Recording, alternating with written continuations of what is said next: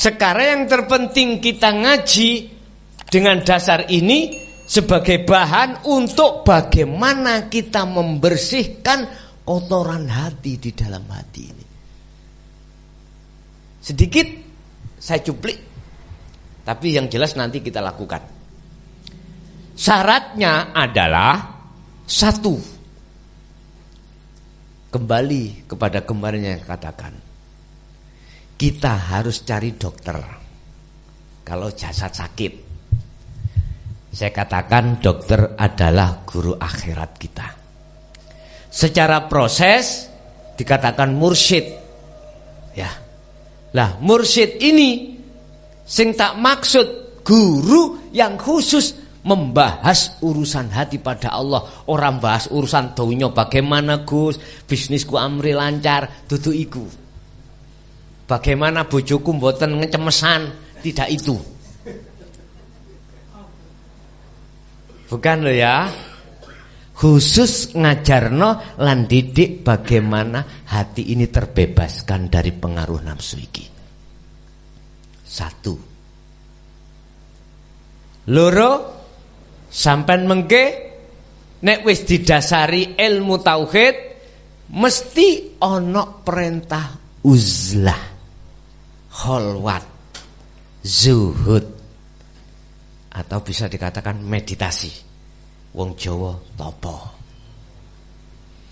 Topone ana loro, topo nggon rame ambek topo nggon sepi.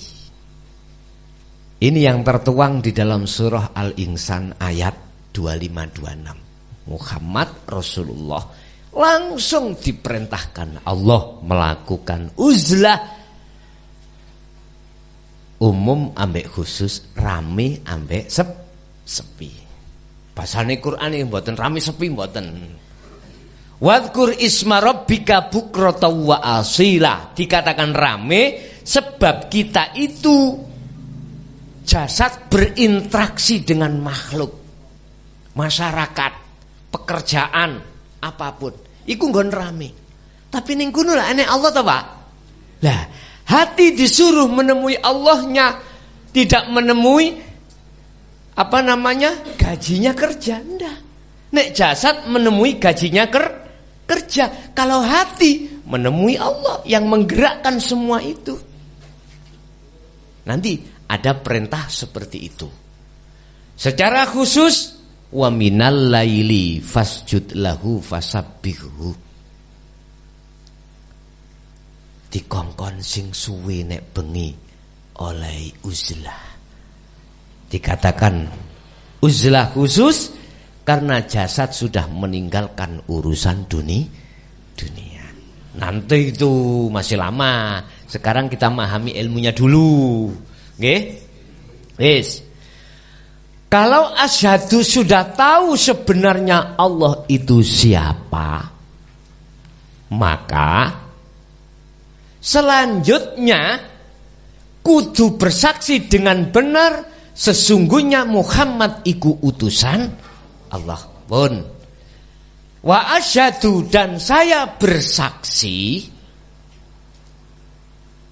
Makanya disebut syahadata ini niki, syahadat loro, persaksian loro. Ati sampean kudu nyekseni sak temene Muhammad iku utusan Allah. Lah aku takok, saya tanya jenengan menangi zamane Muhammad. Bagaimana sampean dikatakan bersaksi yang benar wong sampean gak tahu ketemu? Oke, iku syariat sudah benar. Bentuknya kita meyakini dan mengimani sesungguhnya Nabiullah Muhammad Nabiul akhirul zaman, la nabiyya ba'da, tidak ada nabi setelahnya. Oke, iku iman nggih. Oke. Ben gak jare cek ketemu Muhammad betul-betul ngene. Allah dawuh di dalam surah Al-Kahfi juga ayat terakhir kalau enggak salah. Kul, katakan Muhammad, Nabi Muhammad dikon ngomong, innama ana basarum mislukum. Nabi Muhammad itu diperintahkan Allah dawuh nang umate. Niku tertuang ing dalam surah Al-Kahfi ayat terakhir. Muhammad ngomongo awakmu nang umatmu. Ngomong terus pundi Gusti? Nah, umpama diproses nggih. Innama ana basarum mislukum. Aku kata Rasul iku padha mbek awakmu, padha makhluke. Kuwi aja nyembah aku, nyembah sing tak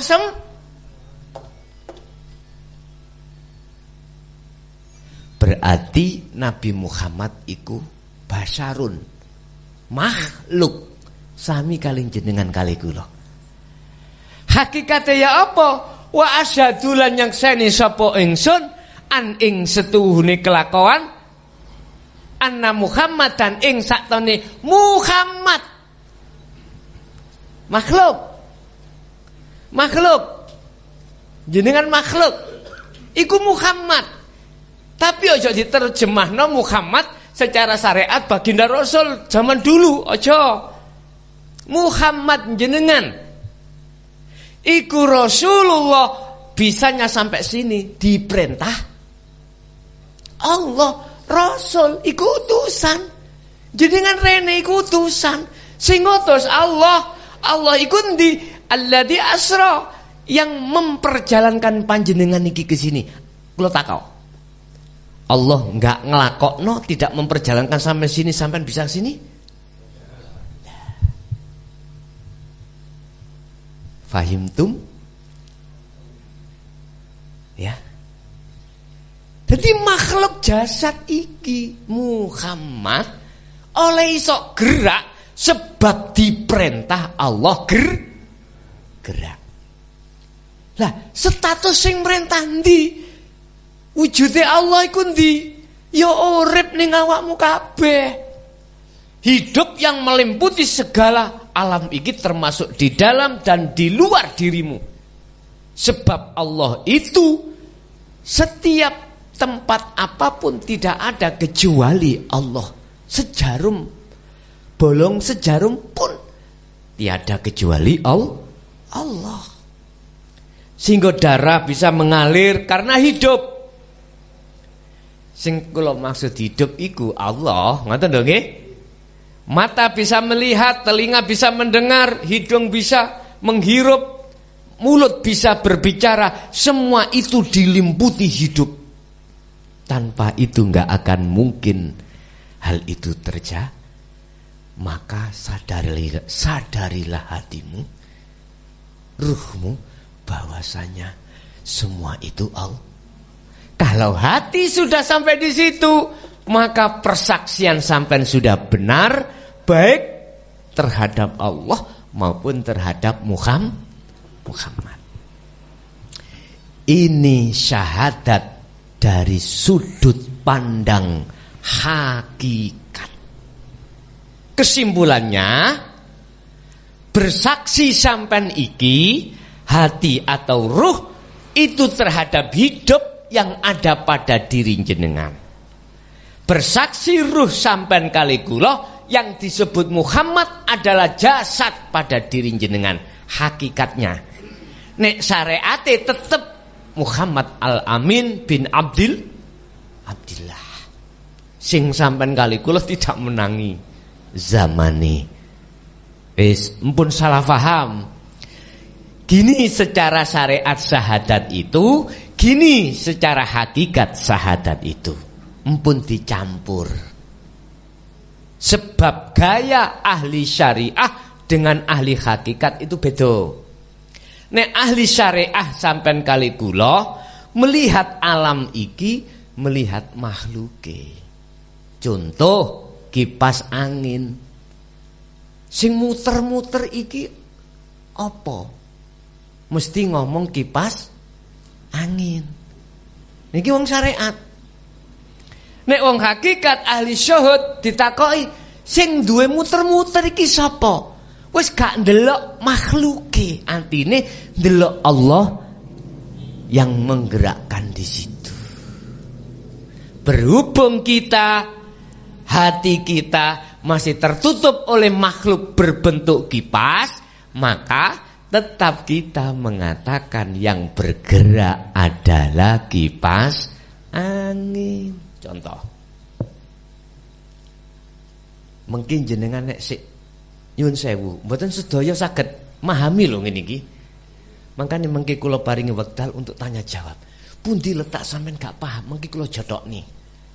Sebab masih tah saya berjam-jam mengatakan hal ini. Tapi kalau tidak bersamaan dengan hidayah Allah, gak bisa terbuka hati. Mohon maaf loh nggih. Tapi kita tidak boleh menyalahkan satu dan yang lain, tidak boleh loh Pak ya. Gak boleh. Sebab nyun sewu, semua itu Allah memproses masing-masing. Kadang-kadang di sini belum kebuka hati. Waktu ning sare tendalem jenengan waktu mau tidur, dia angen-angen hidayah teko. Saged ugi ngoten. Paham nggih? Pun. Kalau nanti syahadata ini sudah Anda jalankan lewat uzlah, maka akan ketemu sing jenenge syahadat tunggal utawa ahad. Loh, kok aku dengar-dengar syahadat tunggal? Mulai cilik ngapa gerang ngaji ning pondok gak ada syahadat tunggal. Lah ngoten nggih. Pun wis mungkin sampean roh dhewe. Disebut syahadata ini iku jenengan bersaksi dua hal. Allah dan Muhammad. Oke. Nek iki sampean lakoni terus, sampean tujuan sampean iku kan suluk nuju wusul di makom musyahadah. Makom di mana keesaan Allah di sini. Nek wis esa, apa sih esa iku? Esa iku tunggal. Tunggal itu tiada yang lain. Nek siji, kalau satu ada dua, ada tiga lah kalau enggak. Kalau tunggal enggak ada yang lain. Artinya di dalam hati sampean kalau disebut wis makrifat Allah, di dalam hati tidak ada siapa-siapa. Di dalam hati sampean itu sudah tidak ada apapun kecuali yang disebut Allah. Dirimu sendiri, makhluk tadi lo sudah tiada. Yang ada cuman Allah. Itu dijawab di dalam surah At-Taha ayat 14. Innani anallah la ilaha illa ana. Temriku nanti. Oh nanti sesuk, cuman tak gambarno gak bingung jenengan. Ngoten lho. Besok nek wis berlaku. Tadi akan ketemu syahadat tunggal. Tadi iki kok gak iso sampai jabarno wong syariat syahadat tunggal gak iso. Gelut mungkin. Tukaran. Jadi gak usah tak jelasno. Cuman nanti Anda akan mengalami hal itu. Jadi yang bersaksi dan yang disaksikan la ibsorun wa mubsorun wa basorun. Jeneng-jeneng itu sudah tiada nanti. Pun iki bab syahadat persaksian. Kesimpulannya sing dimaksud asyhadu iku bukan jasad tapi hati. Iku harus menghadap hidup pada diri jenengan. Artinya Anda harus melakukan uzlah untuk menemui hidup pada diri jenengan piyambak. Caranya bagaimana? Nanti saya suruh untuk uzlah di rumah masing-masing. Saya suruh. Iki pemahaman ilmu dulu. Ngerti nggih? Pemahaman ilmu dulu saya katakan. Lah, untuk membersihkan kotoran hati ini nanti dibutuhkan uzlah. Lah sekarang pemahaman ilmu dulu. Nah, nanti jenengan kalau sudah tahu dari sisi hakikat Muhammad itu makhluk, tolong sekali lagi. Jangan sekali-kali Anda bicara di tengah syariat, aku Muhammad. Aku Muhammad. Utusane Allah. Aja ngoten. Ngapunten nggih. Nek sampean ceplosno ngoten teng syariah, dadi runyam mengke. Tukaran. Jadi secara hakikat iki pandangan hakikat empun digawa sik nanggone syariat nek gak jenengan iki wis paham betul dari sisi ilmu lan laku. Nek dari sisi ilmu lan laku sampean iku wis genah ora apa-apa. Sampean genahno iki engko. Ku anfusakum wa ahlikum nar, wajib sampean iki memberitahukan kebenaran itu terhadap keluarga. Keluarga bisa anak, bisa istri, bisa saudara, bisa tetangga, bisa umat manusia. Don. Jadi trap-trapane asyhadu iku sebetulnya ning salat, Pak. Hurufnya kan sekawan. Alif, shin, ha, dal. Artinya alif itu minangka diumpamakan berdirinya orang sholat. Shin ibarat rukuknya orang sholat. Ha minangka sujudnya orang sholat. Dal minangka diumpamakan duduknya orang sholat. Maksudnya dalam sholatmu itu harus hanya menyaksikan pada Allah.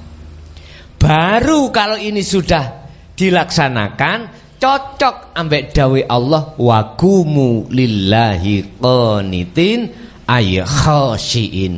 Salatmu mesti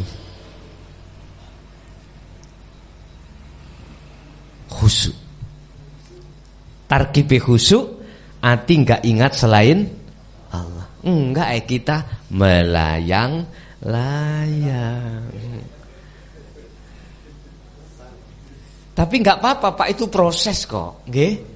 Proses. Sampai jangan berkecil hati. Sing salah iku wis digenahno iki, tetapi jawabane sami'na wa asaina.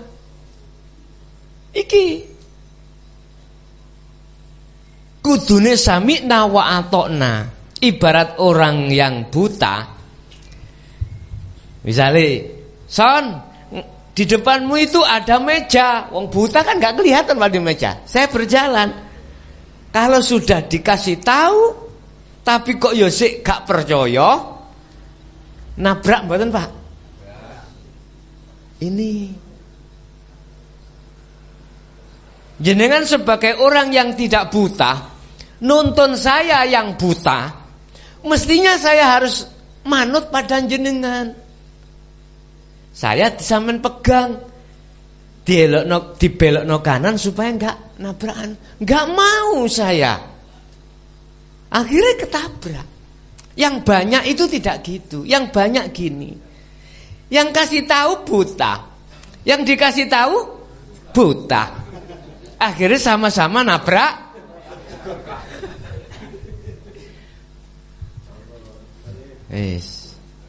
Artinya kita sholat tidak bisa khusyuk Pak. Siapapun kita, apapun status kita, selama kita belum mengenal hakikatnya syahadat, mboten saged. Sungguh gak bisa. Walaupun kita sudah umur 70 tahun lah, 90 tahun lah, jenggot kita sudah ngelembreh, lemah lah. Terus tasbih kene tutuk kencong. Gak bisa Pak, selama kita belum mengenal hakikat syahadat.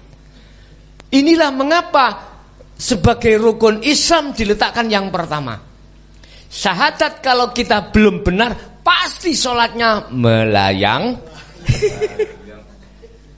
Itu pasti Pak.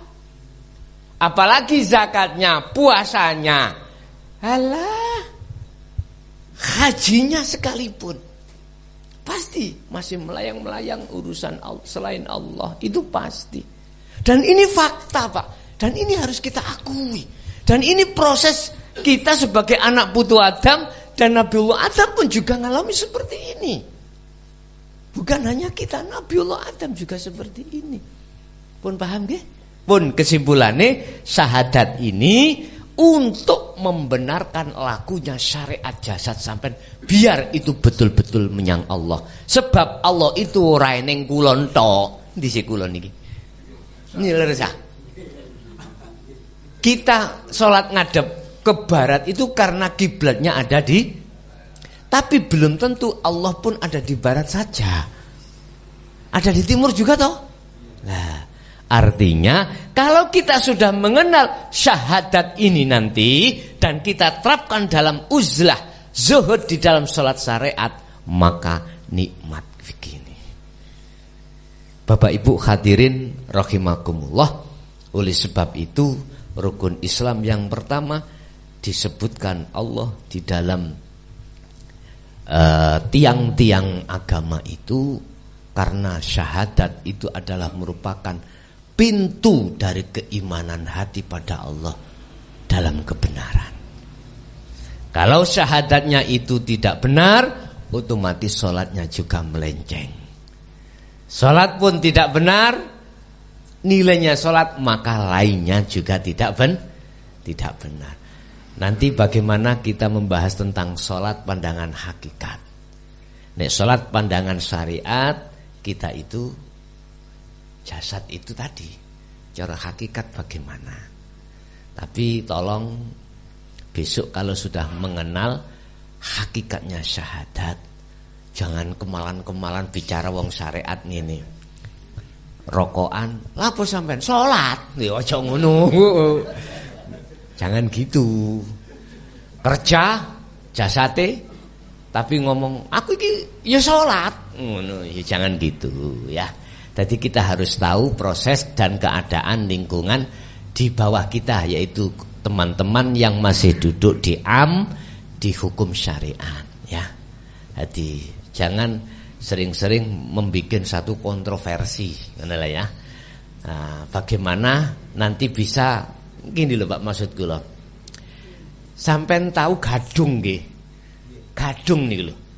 Nek dipangan langsung gak mendemi nggih. Bagaimana caranya gak mendemi? Harus diproses lah katanya. Harus diproses atau porang, nggih porang. Harus ada proses. Seperti inilah kita. Memang kita itu sakit. Ketika kita dihadapkan obat pahit, siapa sih yang mau pahit? Disuntik itu sakit, siapa sih yang mau? Tapi kalau kita tolak terus, bagaimana penyakit bisa sembuh? Memang Pak, kalau nggawa ilmu iki ibarat bagi orang-orang yang hatinya ingkar terhadap hal ini. Sebagai apa? Jarum, sebetulnya menyakitkan.